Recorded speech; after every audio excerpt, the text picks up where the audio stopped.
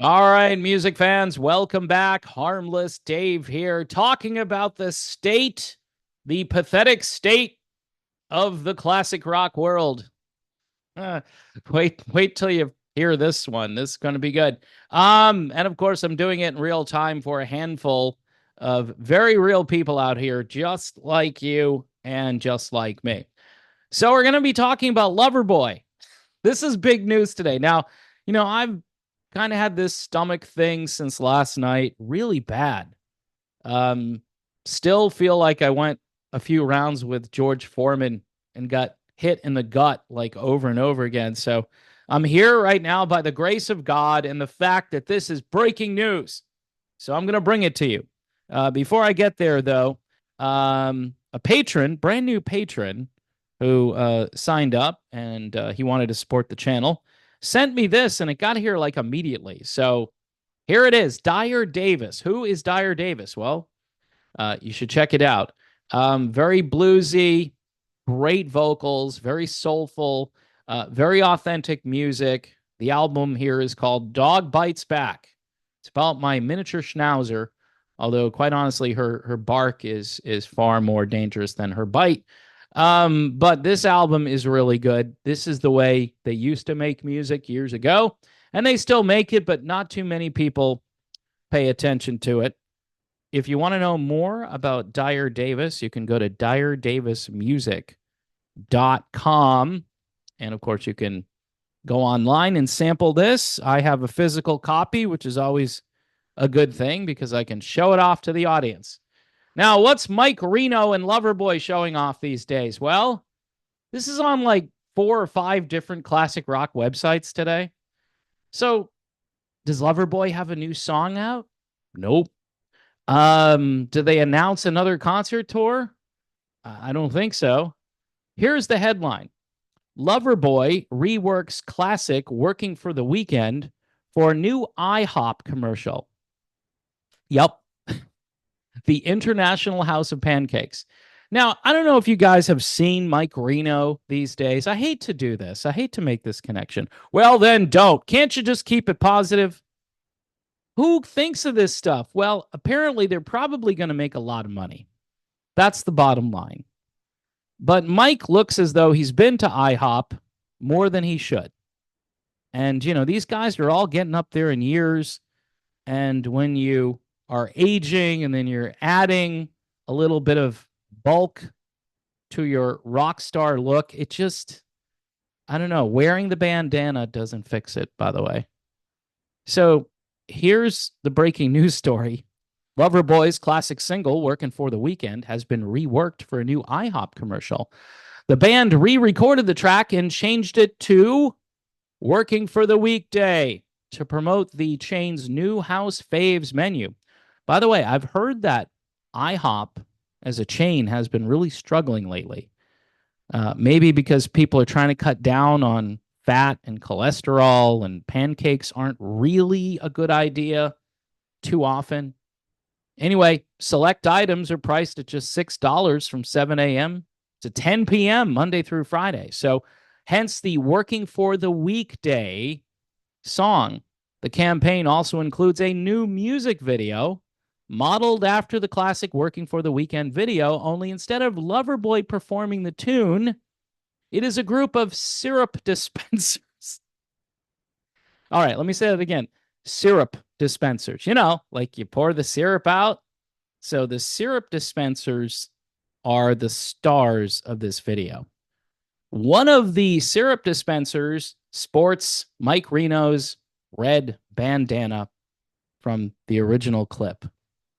Wonder if it's the same exact bandana from the very original clip back in, 1982? Working with IHOP to bring our song to life in a fresh, innovative way has been such a rewarding experience, says Mike Reno, who's planning on dining from 7 to 10 Monday through Friday over at IHOP to not only partake in the great atmosphere, but probably to have a stack of pancakes or two. No, I added that. It's not actually in the text here. Oh my gosh. This is classic rock in the year 2024, what it has been reduced to, folks. Um, it says it says we've always loved going to breakfast together as a band, and it shows. I'm sorry. It's this is too easy. All right. So being able to have our work featured in the House Faves campaign is a dream come true. So having your song in a commercial for IHOP is a dream come true. Now, my guess here, folks, is that the revenue from this ad campaign is probably the dream come true. I'm thinking because reading this, it's comical. Yeah, we started out, playing clubs and working our way up. Then we became famous and we had a big album. We had a couple more big hits. The Get Lucky album, which by the way has been reduced to one song, which is Working for the Weekend. I mean, it's pathetic because every song on that record is a good song, but anyway, people only know Working for the Weekend. The song peaked at number 29 on the Billboard Hot 100. Typically, the focus testers, they'll eliminate any song nowadays that didn't hit the top 10. They'll make a few exceptions, but surprisingly, Working for the Weekend has survived. But now it's Working for the Weekday. So there you have it. Mike Reno, the face of the campaign, which again has syrup bottles, but he's not in the current reworking in the video. He's in the original video. And you know what, folks? All I can say is if you're going to continue to try to be a rock star, and there are exceptions to this, nobody expected, say, Meatloaf to really slim down, although he did, actually. Meatloaf lost a ton of weight. But you know how I like to say that this isn't really an old guy's activity?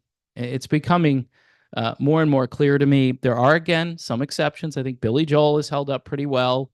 He's aged, but he sounds good and he gets out there. And I know he lost a ton of weight too recently.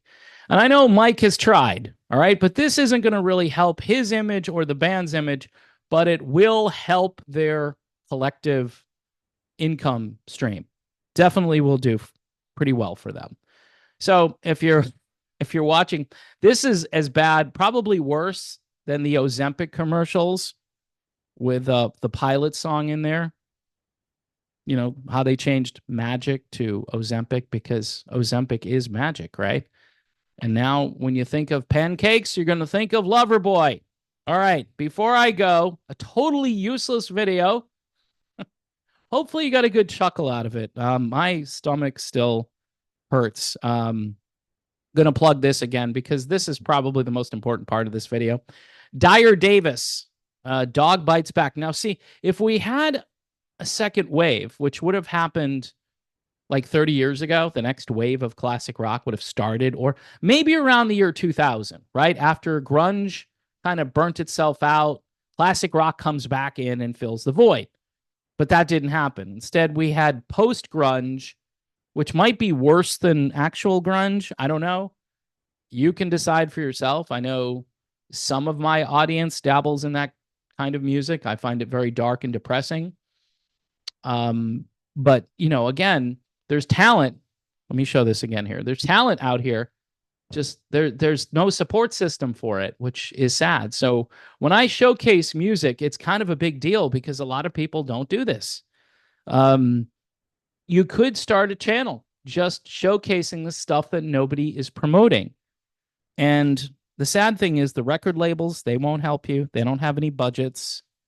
They complain, you know, you ask certain people to send you a CD and they go, oh, we don't do that anymore. We used to do that, but we just can't afford it.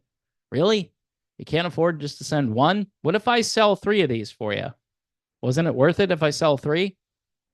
Anyway, folks, I want to thank all the patrons, the YouTube members. Buy me a coffee.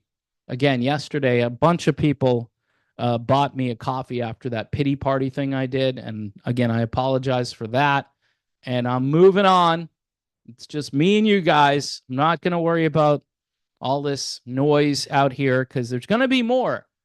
it's inevitable. So anyway, folks, I urge you to go to IHOP at this stage and think of Mike Reno and the dancing syrup bottles. I'm sure it'll just, make your day.